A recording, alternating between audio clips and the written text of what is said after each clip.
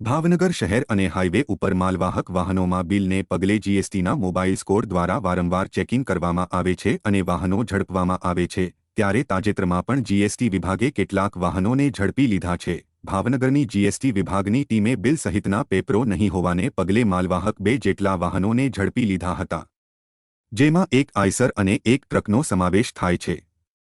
2 વાહનોને જપ્ત કરીને બહુમાળી ભવન ખાતે રાખી આગળની ધોરણસર કાર્યવાહી હાથ ધરવામાં આવી હતી।